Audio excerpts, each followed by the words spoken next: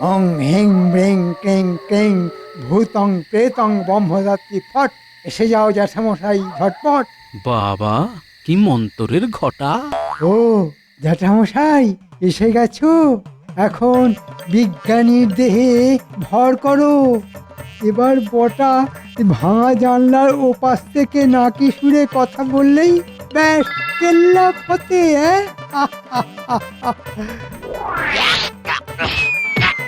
বাবারে বাবারে, উহ, উহ।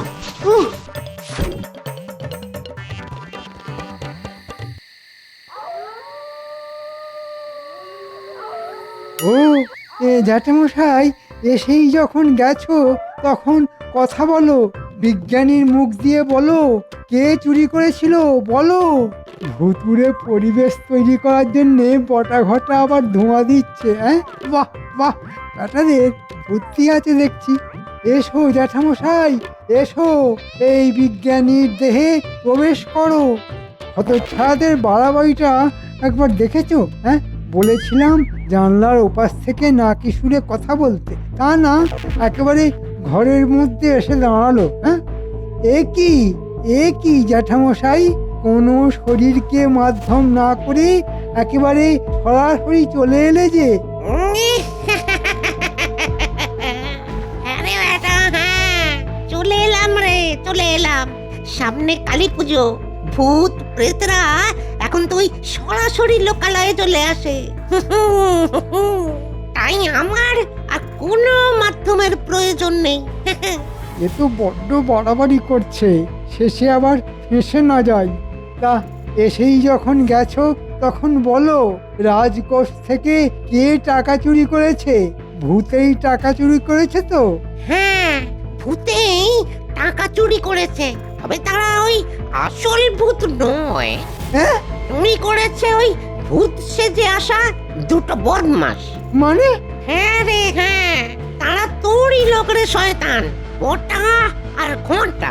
এই এই এসব এসব কি বলছিস বটা? হ্যাঁ, তোকে কি আমি এই সব কথা বলতে বলেছিলাম? এই যে মুখ ফসকে এসব কি বলে ফেললাম?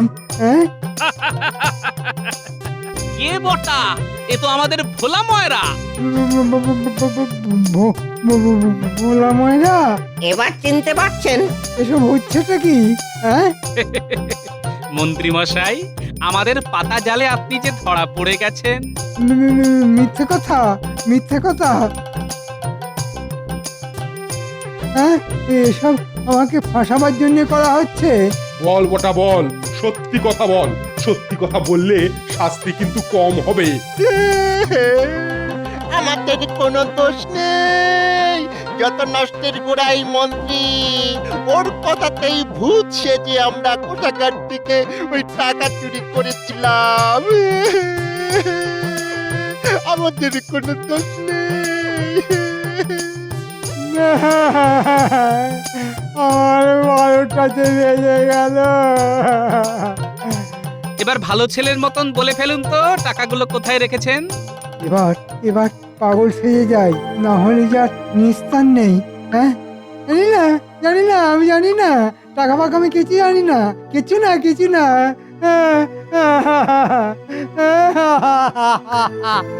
জানেন না তো, কিন্তু আমি জানি আপনার বাড়ির পেছন দিকে মাটির তলায় পুঁতে রাখা আছে।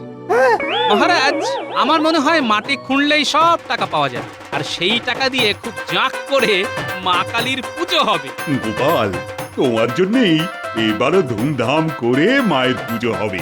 সকলে পেট পুড়ে মায়ের প্রসাদ খাবে। আমাদের কিন্তু পেট পুড়ে মন্ডা খাওয়াতে হবে মহারাজ। আরে তোরা আবার কোথা থেকে এলি? বারে গোপাল দাদুর কথা মতো ভুতুড়ে পরিবেশ তৈরি করার জন্য আমরাই তো জানলার ওপাশ থেকে ধোঁয়া দিচ্ছিলাম। আমিও যা করেছি সব ওই গোপালের কথায়। হ্যাঁ, গোপালই আমাকে ওই আড়াল থেকে বটা ঘটার উপর নজর রাখতে বলেছিল। সত্যি গোপাল, তোমার বুদ্ধির কোনো তুলনা নেই। চলো চলো তো সকলে এবার। হ্যাঁ, যার জন্যে তোমাদের সকলকে আজ রাজসভায় হাজির হতে বলেছি।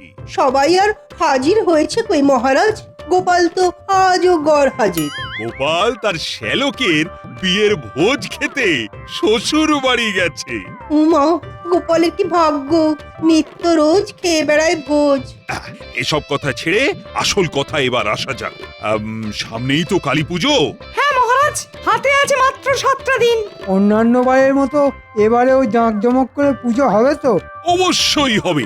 জাঁক জমক করে পুজোর সাথে নরনারায়ণ সেবাও হবে। পুজোর রাতে কৃষ্ণনগরের সকল প্রজারা ভোগের প্রসাদও পাবে। খরচের ব্যাপারটা ভেবে দেখেছেন তো? নিশ্চয়ই ভেবে দেখেছি। আর গোপালের বুদ্ধিমতো প্রতি মাসে রাজকোষে কিছু কিছু করে টাকা জমিয়েও রেখেছি। ভারী আশ্চর্যের ব্যাপার তো, আপনি রাজকোষে টাকা জমালেন আর মন্ত্রী হয়ে আমি সেটা জানতে পারলাম না। তুমি জানলে তো দুদিনেই ওই টাকা ফুরুত করে দিতে। হ্যাঁ, মন্ত্রীমশাইয়ের যা হাত টান। খবরদার সভাকবি, মুখ সামলে কথা বলবে বলে দিচ্ছি। এ বাবা, রেগে যাচ্ছেন কেন? আমি তো এমনি এমনি বললাম, দুষ্টু। শোনো, এখন শুধু সবাইকে দায়িত্ব নিয়ে কাজ করার পালা। রাজপণ্ডিত, তোমার ওপর কিন্তু মায়ের পুজোর ভার। আপনি নিশ্চিন্তে থাকুন মহারাজ, মায়ের পুজোর কোনো ত্রুটি হবে না। সেনাপতি, আজ্ঞা করুন মহারাজ। তুমি সামলাবে নরনারায়ণ সেবার দিকটা, আর পুজোর রাতের ভোগের প্রসাদ বিতরণের দায়িত্বে থাকবে গোপাল আর বিজ্ঞানী। রাজবৈদ্য, তুমি থাকবে মণ্ডপ সজ্জার দায়িত্বে। আর আমি কি সামলাবো? তুমি সামলাবে নিজেকে। বিদ্রুপ করছেন মহারাজ? আরে দূর, বিদ্রুপ করব কেন? তুমি আর আমি ঘুরে ঘুরে সব কিছু তদারকি করে বেড়াবো। হ্যাঁ, কাল তোমরা সকলে এসে প্রয়োজন মতো টাকা নিয়ে যেও। হ্যাঁ বাবু, আরেকটু দি। দেবে? তা কি আছে তোমার ওই বালতিতে? আগে পাঁঠা। তা কিরকম পাঠা? গাছ পাঠা নাকি মাঠ পাঠা? আগে মাঠ পাঁঠা। তাহলে দাও। আহা, করো কি বারবার দিতে গেলে তোমার হাত ব্যথা হয়ে যাবে বাপু। তার থেকে পুরো বালতিটাই আমার আসনে বসিয়ে দাও না। হ্যাঁ, পুরো বালতি পাঁঠা। এখন বয়স হয়েছে তাই, না হলে বলতাম গোটা পাঁঠাটাই বসিয়ে দিয়ে যাও। এই খবরদার বলছি, এত মাংস তুমি খাবে না। হ্যাঁ, বিরক্ত করো না গিন্নি, বিরক্ত করো না। ভোজন আর নিদ্রার সময় বিরক্ত করা আমি পছন্দ করি না গিন্নি। তাই বলে এই বয়সে তুমি 1 বালতি পাঁঠার মাংস খাবে? হ্যাঁ, আহা, বাধা দিস না মা, বাধা দিস না। জামাই আমার চিরকাল খেতে ভালোবাসে, তাই খেতে দে। ব্যাস হয়ে গেল। শাস্ত্রে বলেছে শাশুড়ি মানে মা, তা মাতৃ আজ্ঞা কি অমান্য করা যায় গিন্নি? দাও ভাই, দাও দাও, পুরো বালতিটাই বসিয়ে দিয়ে যাও। হ্যাঁ,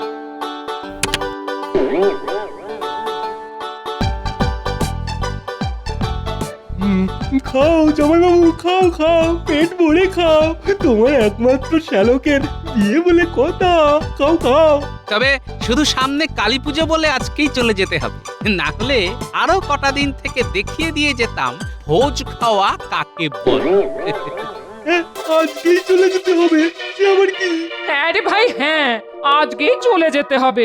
রাজবাড়ির পুজো বলে কথা, মহারাজ ওর ওপর কত দায়িত্ব দিয়েছেন। কালী পুজোতে তোকেও কিন্তু আসতে হবে আমাদের বাড়িতে। আমাদের কৃষ্ণনগরে কত ধুমধাম করে পুজো হয়, নরনারায়ণ সেবা হয়। আসিস কিন্তু। লোকমুখে শুনেছি বটে। নতুন বউকে নিয়ে এবারে কিন্তু তোকেও আসতে হবে। হ্যাঁ, একেবারে ভাই ফোঁটা সেরে ফিরবি খন। হ্যাঁ, ঠিক আছে, সে না হয় দেখা যাবে। ও জামাইবাবু, তুমি এখন খাও তো, খাও খাও। হ্যাঁ হ্যাঁ, খাচ্ছি খাচ্ছি খাচ্ছি।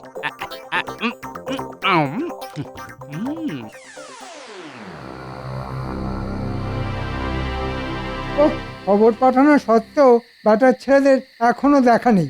এসে গেছি মন্ত্রী মশাই। এত দেরি করলি কেন? হ্যাঁ, দিন দিন সব লাট সাহেব বনে যাচ্ছিস না? লাট সাহেব কি খুব বড় কোনো সাহেব? হ্যাঁ, খুব বড় সাহেব। তাহলে নিশ্চয়ই তার খুব দাম। দাম তো বটেই। কি মজা! কাপড় লাট হয়ে গেলে তার দাম কমে যায়, আর সাহেব লাট হয়ে গেলে তার দাম বেড়ে যায়। কি মজা, তাই না? আচ্ছা, এসে স্টক পকুই করে যাবি নাকি কাজের কথা কিছু শুনবি? হ্যাঁ হ্যাঁ, সে তো শুনবই। কিরে ঘটা, শুনবি না?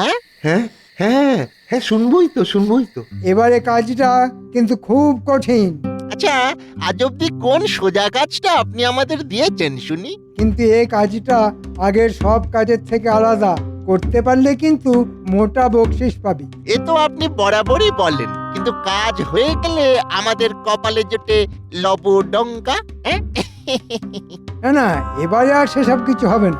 কাজ করবি, হাতে হাতে পয়সা পাবি। ঠিক আছে, বলুন বলুন কি করতে হবে বলুন। বাবা, এ তো খুব ঝঞ্ঝাটের কাজ।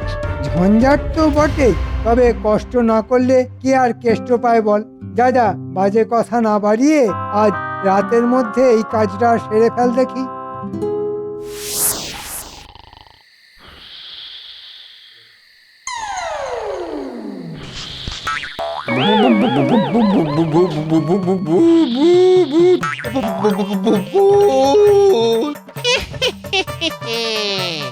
এই দুজনকে আজ খাবো। আরে মোটকে রক্ত শুষে খাবো। ওরে ওরে বাবা রে, ওরে বাবা রে, ওরে বাবা রে।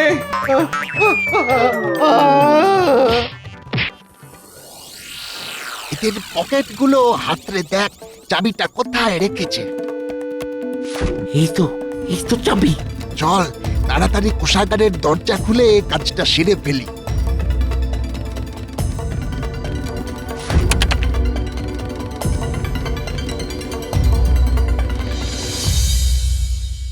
ধুর, সব হয়েছে তোমার জন্য, তোমার জন্য। আমার বাপের বাড়ি থেকে বেরোতে এত দেরি করে ফেললে যে সারা রাত গরুর গাড়ি ঠেঙিয়ে বাড়ি ফিরতে হচ্ছে। ওহ বাবা রে। আচ্ছা, এতে আমার দোষটা দেখলে কোথায়? মানছি ভরপেট খেয়ে একটু ওই তন্দ্রা মতো এসে গিয়েছিল, কিন্তু মাঝ রাস্তায় গাড়ির চাকা যদি খারাপ হয়ে যায় তাহলে আমি আর কি করতে পারি বলো? বাবারে বাবা, বাবারে বাবা। ওহ ওহ, এই সারা রাত জাগার পর এখন কিন্তু বাড়ি গিয়েই ভাত বসাতে পারবো না। হ্যাঁ, ওরে বাবা, ঠিক আছে রান্না করতে হবে না, ওই মুড়ি আর দই দিয়ে ফলার করব। এই মন্ত্রী মশাইয়ের বাড়ির পিছনে কারা যেন মাটি কোপাচ্ছে না? না, নেমে একবার দেখতে হচ্ছে। খবরদার গাড়ি থেকে নামবে না বলছি। কে কার মাটি কোপাচ্ছে তাতে তোমার কি? হ্যাঁ, যেমন বসে আছো চুপটি করে বসে থাকো।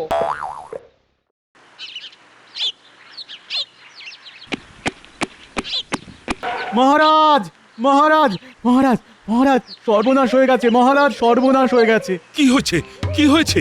রোজকার মতো আজ সকালে কোষাগারের সামনে টহল দিতে গিয়ে দেখি কোষাগারের দরজা খোলা, আর গত রাতের রক্ষীরা কোষাগারের দরজার সামনে অজ্ঞান হয়ে পড়ে আছে। সে কি? চলো তো দেখি। দেখুন দেখুন মহারাজ, দেখুন। যাও শিগগিরই জল এনে এদের চোখে মুখে ছেটাও।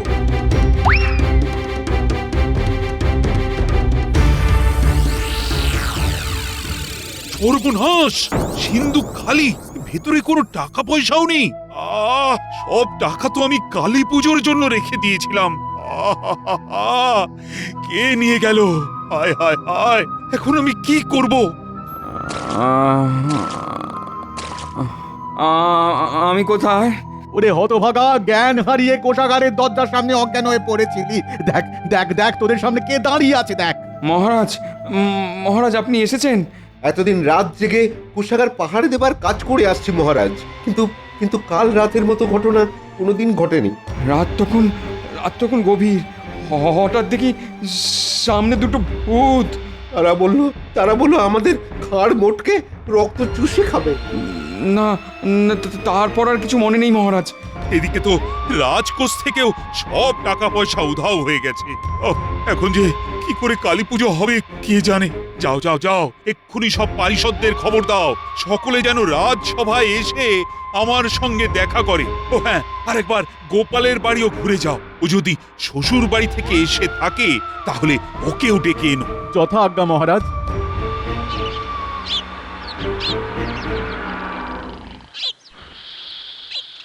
গোপাল দাদা, ও গোপাল দাদা, গোপাল দাদা, ও গোপাল দাদা, ওঠো ওঠো ওঠো। কে? আমি রাজবাড়ির রক্ষী। কি ব্যাপার? কাল রাতে ভূত এসে রাজকোষ থেকে সব টাকা পয়সা নিয়ে গেছে গো। মহারাজ মহারাজ তাই ডাকছেন, তাড়াতাড়ি চলে, এক্ষুনি চলো। সে কি, ভূতের চুরি? ঠিক আছে ঠিক আছে, আমি আসছি। তাহলে সকলে শুনলে তো কাল রাতের ঘটনা। বাবা, কি আশ্চর্যের কথা! ভূত এসে ভয় দেখিয়ে সব টাকা নিয়ে পালিয়ে গেল। যা, আচ্ছা, এটা কি সম্ভব? কেন সম্ভব নয়? আমরা তো সকলেই জানি কালী পুজোর আগে এই ধরাধামে ভূতের আগমন হয়। হয়তো সেই রকম কোনো ভূত এসেছিল কাল রাতে। তর্কের খাতিরে যদি মেনেও নেওয়া যায় যে ভূত এসেছিল, ঠিক আছে, কিন্তু তারা টাকা পয়সা চুরি করতে কেন যাবে? হ্যাঁ, ভূতের তো আর টাকা পয়সার দরকার হয় না। আচ্ছা, ভূতে মানুষের ঘাড় মোটকে মেরে দেয় কেন? হয়তো পূর্বজন্মের কোনো আক্রোশ থেকে। একেবারে ঠিক কথা। এখানেও হয়তো মহারাজের সঙ্গে কোনো পুরনো আক্রোশ থেকেই ভূতেরা এই কাজ করেছে। বাজে কথা বলবেন না তো। ভূত বলেই যেখানে কিছু নেই সেখানে আবার আক্রোশ। হ্যাঁ, আমিও গোপালের সঙ্গে সম্পূর্ণ একমত। ভূত বলে কিচ্ছু হয় না, এই সমস্তই হলো অজ্ঞতা আর কুসংস্কারের ফল। হ্যাঁ, আমি কিন্তু প্রমাণ করে দিতে পারি ভূত আছে। হ্যাঁ, সত্যিই আছে। হ্যাঁ, তুমি প্রমাণ করে দিতে পারবে? পারবো মহারাজ। আমি অনেক দিন ভূত নিয়ে চর্চা করেছি, বহুবার আত্মাকে আহ্বান করে মাটিতে নামিয়ে এনেছি। মন্ত্রী মশাই মনে হচ্ছে চুরি থেকে বিষয়টা ইচ্ছে করেই ভূতের দিকে টেনে নিয়ে যাচ্ছে। তা কোন প্রেতাত্মাকে নামিয়ে এনেছিলেন শুনি?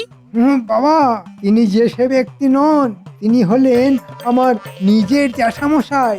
জ্যাঠামশাই? তোমার নিজের জ্যাঠামশাই? হ্যাঁ মহারাজ, তিনি আমার নিজের জ্যাঠামশাই। আমার খুব অল্প বয়সে তিনি মারা গেলেও তার চেহারাটা খুব ভালো করে মনে আছে আমার। তাই নাকি? তা কিরকম দেখতে ছিলেন তিনি? কিরকম বাবা? ওই সকলে যেমন হয়, তবে তবে একটু মোটা সোটা ছিলেন। এই আমার মতো মোটা? না না, তোমার মতো নয়, তোমার মতো নয়। তাহলে কার মতো? ওই অনেকটা কার মতো যেন, হ্যাঁ হ্যাঁ হ্যাঁ, ওই ভোলা ময়রার মতো। তাহলে একবার আহ্বান করে আপনার জ্যাঠার আত্মাকে মাটিতে নামিয়ে আনুন, তখন তার কাছ থেকে জেনে নেওয়া যাবে কালকে চুরিটা কে করেছে, মানুষের না ভূতে। খুব ভালো প্রস্তাব। মন্ত্রী মশাইয়ের জ্যাঠামশাই যখন, তখন নিশ্চয়ই ওই ভালো ভূতই হবেন। আর আমি শুনেছি ভালো ভূতেরা এইসব ব্যাপারে ওই জ্যান্ত মানুষকে সাহায্য করে। হ্যাঁ, ঠিক আছে ঠিক আছে, তাহলে কালী পুজোর আগেই আহ্বান করো তোমার জ্যাঠামশায়ের আত্মাকে। তার সাহায্যে নিশ্চয়ই ধরা পড়বে চোর। কিন্তু মহারাজ, বিদেহী আত্মার আগমনের জন্য একটা একটা ভৌতিক পরিবেশ আর একটা মাধ্যম দরকার হয়। আমাদের রাজ্যের দক্ষিণ দিকের জঙ্গলের মধ্যে একটা বড় বাড়ি আছে। আমার মনে হয় ওর থেকে ভৌতিক পরিবেশ আর কোথাও পাবে না। আর মাধ্যম? চিন্তা করবে না, আমি না হয় মাধ্যম হব। এই, আমরা লুকোলাম। নীলপুটি, ধর দেখি আমাদের।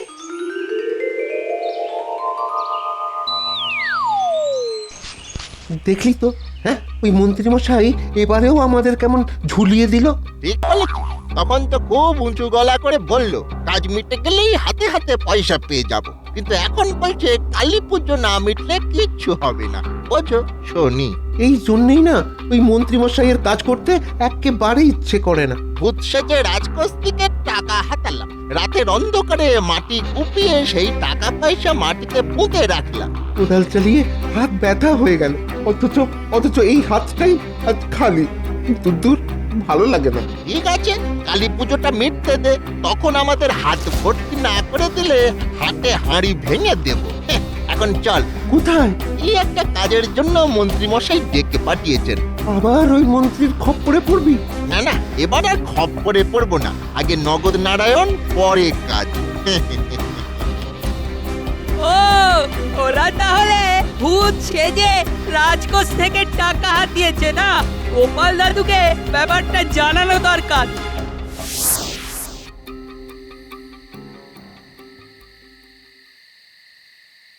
বলিস কি রে গুলটি?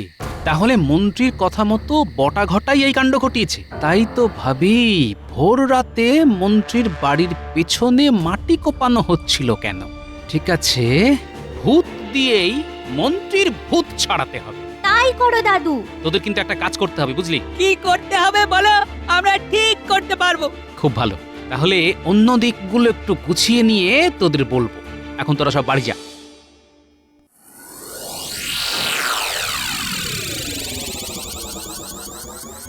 কি গো গোপাল, কিছু কিনবে নাকি? না গো, কিছু কিনতে আসিনি, তোমাকে একটা কথা বলতে এসেছি। বলো বলো। না, এখানে প্রকাশ্যে এমন ভাবে বলা যাবে না, একটু আড়ালে বলতে হবে। চলো তাহলে ওই দোকানের ভিতর গিয়ে বসি। কালই ভূতের ব্যাপারটা মিটিয়ে ফেলতে হবে। এমন ভাবে ব্যাপারটা সাজাবো যাতে সকলের মনে হয় ভূত এসেই টাকা নিয়ে পালিয়ে গেছে। নেপথ্যের আসল ব্যাপারটা কেউ বুঝতেও পারবে না।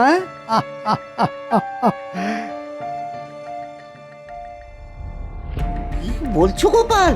হ্যাঁ, আমি তো ভাবতেই পারছি না গো, এই রাজ্যের মন্ত্রী হয়ে এতটা নীচ কাজ উনি করলেন কিভাবে? তাই তো বলছি, যেমন করেই হোক কালী পুজোর আগেই ওকে হাতে নাতে ধরে চুরি যাওয়া সব টাকা উদ্ধার করতেই হবে, না হলে যে মায়ের পুজো বন্ধ হয়ে যাবে ভাই। ঠিক আছে ঠিক আছে, এই টাকা উদ্ধারের জন্য তুমি আমাকে যা করতে বলবে আমি তাই করব।